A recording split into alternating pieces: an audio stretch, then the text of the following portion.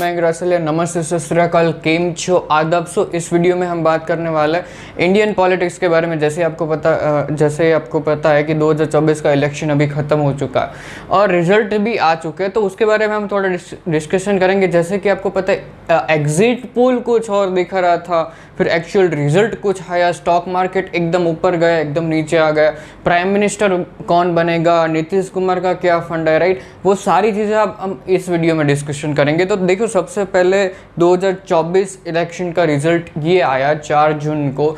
292 seat मिली है NDA को और 234 सीट्स मिली है इंडिया अलायंस को। देखो ठीक है, जब कोई इंडिविजुअली नहीं लड़ना चाहता, पार्टीज जुड़कर अलायंस बना के लड़ सकती है, राइट। तो मोदी जी इस बार बहुमत से नहीं जीत पा रहे, उनके लिए बहुत बुरी बात होगी, क्योंकि ऐसा इलेक्शन उनके लिए आज तक आया नहीं है, राइट। तो उसके बारे में हम बताएंगे, ऐसा इलेक्शन उनके लिए आया नहीं है आज तक। तो 292 सीट्स है एनडीए के पास, 234 सीट्स है इंडिया अलायंस के पास, 272 है। जो बहुमत कब मिलते हैं, 272 है, वो मैजिकल नंबर है। जो भी 272 नंबर को क्रॉस कर जाता है वो पार्टी, वो है रूलिंग पार्टी बन सकती है, उनका शासन इस देश पर आ सकता है, राइट। वो पार्टी वो है, वो सरकार बना सकती है। तो अभी देखो 272 सीट्स कब आएगी। जैसे आपको पता है एनडीए को 292 सीट्स तो ऑलरेडी मिल चुकी है, तो वही डेफिनेटली सरकार बनाएंगी। और 234 सीट्स इंडिया अलायंस के पास है। अभी एक ये ट्विस्ट आया, नीतीश कुमार और चंद्रबाबू नायडू। नीतीश कुमार और चंद्रबाबू नायडू, देखो पहले ये क्लियर कर दो कि इंडिया अलायंस को कितनी सीट कम है, कितनी सीटें कम है। इंडिया अलायंस को ना सरकार बनाने के लिए 272 सीट चाहिए, अभी उनके पास है 234, तो अभी उनके पास कितनी सीट बाकी है उनको सरकार बनाने के लिए? 38 सीट्स। अभी देखो कि उनके पास अभी ये अगर उनकी सरकार बनानी है तो अभी 2 पर्सन ऐसे हैं, नीतीश कुमार और चंद्रबाबू नायडू, दोनों को मिलकर जेडीयू और टीडीपी दोनों को मिलकर कितनी सीट बनती है? टोटल सीट बनती है 28 सीट। अगर वो आ जाते हैं इनकी पार्टी में तो कितनी सीट्स बन जाएगी? 262। अभी आप सोचोगे कि चंद्रबाबू नायडू और नीतीश कुमार अगर दोनों आ गए फिर भी 272 का नंबर तो टच ही नहीं हो रहा, राइट। 272 का नंबर तो टच ही नहीं हो रहा, तो वो कैसे होगा? अभी देखो, वो अगर इस पार्टी में शामिल हो गए तो बार अन्य जो है, एक था इंडिया अलायंस, एक था एनडीए, और जो अन्य थे उनमें से शायद 10 पार्टी ऐसी हो सकती है, 10 जो छोटी मोटी पार्टी हो सकती है, उनको शायद शामिल कर ले और 272 का नंबर टच कर ले, जैसे तैसे ये कर ले तो उनकी सरकार बन सकती है।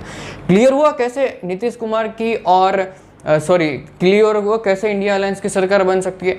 तो जैसे आपको पता है, सबसे पहली बात है, सरकार बनाने के लिए आपको 272 का नंबर टच करना पड़ेगा या क्रॉस करना पड़ेगा। उसके लिए इंडिया अलायंस को 38 सीट्स अभी कम पड़ रही थी, ठीक है, और 28 सीट किसके पास थी? चंद्रबाबू नायडू और नीतीश कुमार के पास, टीडीपी और जेडीयू के पास।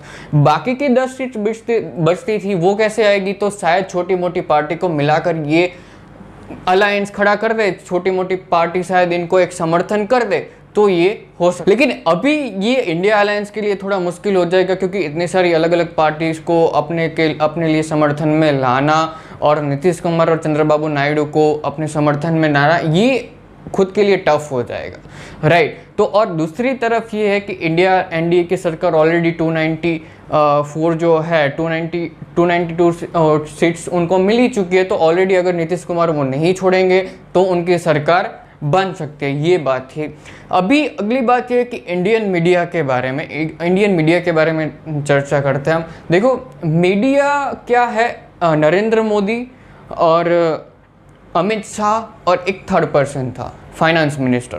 3 लोगों ने ये एक स्टेटमेंट दिया कि स्टॉक मार्केट जो है वो ऊपर जाने वाला है, स्टॉक मार्केट ऊपर जाने वाला है। जैसे ही, क्योंकि उनको लगता था कि बीजेपी जीत जाएगी, पूरी बहुमत से जीतेगी, तो क्या कहा उन्होंने? ऑलरेडी डिक्लेयर कर दिया, स्टेटमेंट दे दिया, सब पूरे देश में स्टेटमेंट दे दिया कि इंडिया अलायंस जो है वो हारेगी और एनडीए है और बीजेपी है वो पूरी बहुमत से जीतेगी। ये वो चाहते थे। तो क्या हुआ, थर्ड, जैसे कि आपको पता है हमारा जो मीडिया है वो पूरा तो गोदी मीडिया है, वो तो कुछ बताएगा नहीं सही। तो क्या हुआ, 3 जून को, 4 जून को हमारा रिजल्ट आने वाला था, 3 जून को एग्जिट पोल चला। एग्जिट पोल में क्या बताया, पूरा का पूरा गलत बताया, जैसे कि एनडीए जो है वो पूर्ण बहुमत के साथ जीत रही, ऐसा बताया। तो क्या हुआ, जैसे ही वो बढ़ रही थी तो उन्होंने, लोगों ने शेयर लगाने स्टार्ट कर दिए, लोगों ने शेयर खरीदने स्टार्ट कर दिए और प्राइस ऊपर चला गया। ठीक है, प्राइस ऊपर चला गया। दूसरी बात क्या हुई, 4 जून को रिजल्ट कुछ और ही आया, मतलब जितना बहुमत से जितनी चाहिए उतनी नहीं जीत पाए। तो क्या हुआ, स्टॉक मार्केट गिर गया। तो राहुल गांधी ये बताते हैं कि इसके बाद ये जो है बहुत बड़ा स्कैम है, ये सबसे बड़ा स्कैम है, अब तक का स्टॉक मार्केट का सबसे बड़ा स्कैम है, क्योंकि इतना बड़ा 30 लाख करोड़ का घोटाला हुआ है। राहुल गांधी ये कहना चाहते हैं, राहुल गांधी कहना चाहते हैं 30 लाख करोड़ का घोटाला यहाँ तक हो चुका है। ये है कि राम मंदिर के बारे में, जहाँ पे उन्होंने राम मंदिर बनाया वहीं पे बीजेपी हार गई। तो उसका रीज़न ये शायद हो सकता है कि राइट, उनको एजुकेशन चाहिए, उनको बेरोजगारी मिटानी हो, उनको सही हेल्थ, हाँ, उनको बेरोजगारी मिटानी हो, उनको एजुकेशन चाहिए, उनको हॉस्पिटल्स चाहिए, उनको नौकरी चाहिए, उनको अच्छा लाइफस्टाइल चाहिए, और वो सारी चीज़ें चाहिए उनको, लोगों को अपने जो कानून है उसको अच्छा स्ट्रॉन्ग बनाना। तो ये उनका मुद्दा हो सकता है, इसलिए शायद मंदिर का मुद्दा उनको काम नहीं आया होगा, इसलिए शायद यूपी की जनता ने एसपी को चुना होगा, समाजवादी पार्टी को चुना होगा और इंडिया अलायंस को चुना होगा, राइट। उसी की वजह से शायद इनको वोट मिला होगा, और उनको शायद अब पता चल गया होगा कि मंदिर के नाम पे हम वोट नहीं देना चाहेंगे, क्योंकि मंदिर के नाम पे, धर्म के नाम पे तो बहुत सारी पार्टियां लड़ाई कराती है, अपने फ़ायदे के लिए हमारे बीच में लड़ाई कराती है। तो डेफिनेटली उसकी वजह से उनको समझ में आया होगा कि ये बहुत गलत चीज़ है, राइट। तो ये सारी चीज़ें थी, हमने क्लियर करी ये सारी चीज़ें। अभी आगे क्या होगा वो आगे पता चलेगा, तब तक हम मिलते हैं बाद में। जय हिंद, मिलते हैं हमारे अगले वीडियो में।